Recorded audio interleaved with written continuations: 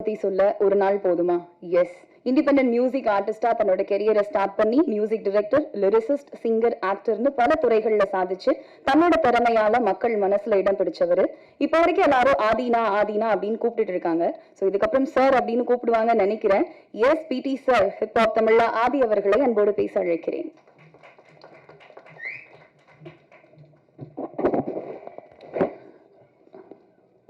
வருகை தந்திருக்கும் அனைவருக்கும் வணக்கம்.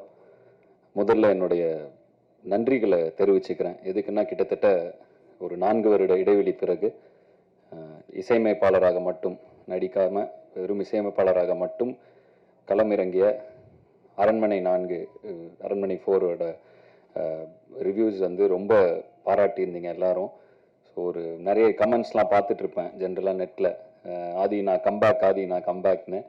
ஸோ திரும்ப இசையமைப்பாளராக வரும்பொழுது நீங்கள் அவ்வளோ பாராட்டியிருந்தீங்க. அண்டு முந்தானேத்து யூடியூப் எதேச்சியாக பார்க்குறேன், படத்தில் 3 பாட்டு ட்ரெண்டிங் 1, ட்ரெண்டிங் 2, ட்ரெண்டிங் 3ல இருந்துச்சு.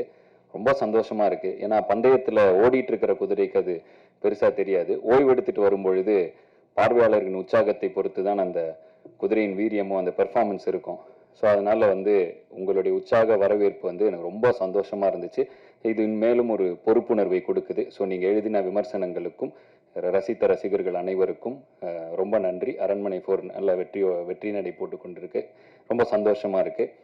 அண்ட் அந்த பாசிட்டிவிட்டியிலேயே அடுத்த வாரம் இப்போ 4 நாள் முன்னாடி இந்த படத்துலேருந்து குட்டி பிசாசின்னு ஒரு பாட்டு ரிலீஸ் பண்ணோம். அது அப்படியே இப்போ தான் 9th ட்ரெண்டிங்கில் அதுவும் டாப் 10க்குள்ளே என்ட்ரு ஆகிருக்கு. இதுக்கப்புறம் தான் ப்ரொமோஷன் ஆரம்பிக்க அதுவும் மேலே போய்டும்னு நினைக்கிறேன். ஸோ வந்துட்டு ஏன்னா எதுவுமே அனௌன்ஸ்மெண்ட் எல்லாமே டைரெக்டாக ஒரு சிங்கிள் விட்டும் டக்குன்னு ட்ரெண்டிங் வந்துச்சு. ரொம்ப சந்தோஷமாக இருக்குது இதை பார்க்குறப்ப. ரொம்ப பாசிட்டிவாக ஃபீல் ஆகுது. அதே பாசிட்டிவிட்டியோட இந்த படத்தோட ரிலீஸ் அமைஞ்சது வந்து இன்னும் அதிக சந்தோஷமாக இருக்குது. ஏன்னா ரொம்ப கான்ஃபிடென்ட்டாக இருக்குது இந்த படம். இப்போ தான் RR இப்போ தான் கரெக்டாக முடித்தோம், ஒரு 2 நாள் முன்னாடி தான். ரொம்ப ரொம்ப கான்ஃபிடென்ட்டாக ஓகே. ஏன்னா நான் நடிக்கிற படம் நான் நல்லா இருக்குன்னு தான் சொல்லணும். அதையும் தாண்டி ஒரு பார்வையாளராக இந்த படத்தை பார்க்கும் பொழுது, ஜஸ்ட் ஒரு ஆடியன்ஸாக நான் இதை பார்க்குறப்ப ஒரு பயங்கர ஹாப்பியான ஃபர்ஸ்ட் ஹாஃப், ஒரு பயங்கர சாட்டிஸ்ஃபைடான ஒரு இன்டர்வல் பிளாக். அண்டு பொதுவாக எனக்கு ரொம்ப எமோஷ்னல்லாம் வராது. ஸோ வந்து படம் பார்க்கும் பொழுது ரொம்ப ஒரு எமோஷ்னலான சீன்னா லைட்டாக ஒரு சின்ன ஒரு இது மட்டும் இருக்கும், ஒரு லைட்டாக கண்கள் ஈரமாகும், அவ்வளோதான். ஸோ அந்த மாதிரி ஒரு மொமெண்ட் இருந்துச்சு இந்த படத்துலையும். செகண்ட் ஹாஃபோட மிடில் கரெக்டாக அது செகண்ட் ஹாஃபோட மிடில் அப்படி ஒரு மொமெண்ட். அதை தாண்டி ஒரு உண்மையிலே ரொம்ப நல்ல கிளைமேக்ஸ். ஒரு ஆடியன்ஸாக எனக்கு இந்த படம் வந்து ரொம்ப ரொம்ப திருப்தியாக இருந்துச்சு இதை பார்த்தப்ப. அதில் நான் நடிச்சிருக்கிறதுங்கிறப்ப எனக்கு ரொம்ப சந்தோஷமாக இருக்குது. ஸோ நன்றி கார்த்திக். அருமையான ஒரு படம். எனக்கும் ரொம்ப சந்தோஷமாக இருக்குது. ரொம்ப பாசிட்டிவாக ஃபீல் ஆகுது. கான்ஃபிடென்ட்டாக இருக்குது இந்த படம் நல்ல படம் அப்படின்னு.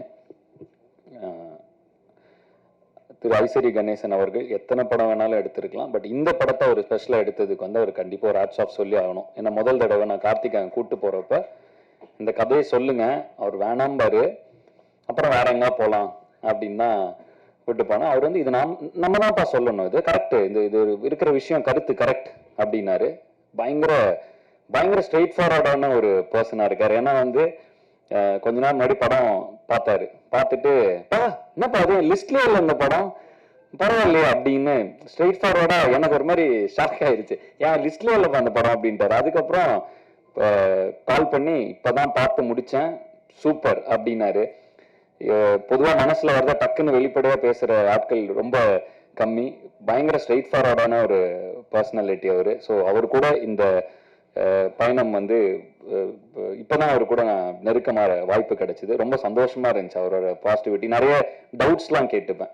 கொஞ்சம் என்னோட ஆர்கனைசேஷனில் இம்ப்ளிமெண்ட் பண்ணுறது இது எப்படின்னா அது எப்படின்னா இந்த இதெல்லாம் எப்படி டீல் பண்ணீங்கலாம் கேட்பேன். பொறுமையாக எனக்காக உட்காந்து விளக்குவார். ஸோ படங்களை பற்றி பேசுறத விட இந்த மாதிரி ஏதாவது டவுட்ஸ் வந்தால் அவர்கிட்ட போய் கேட்டால் அவர் இருக்கிற இடத்துல இருந்து அதை வளர்ந்து வர ஒருத்தருக்கு வந்து அவ்வளோ ஷேர் பண்ணிக்கணும்னு அவசியம் இல்லை. பட் எனக்காக இதெல்லாம் வந்து டைம் எடுத்து ஷேர் பண்ணார்.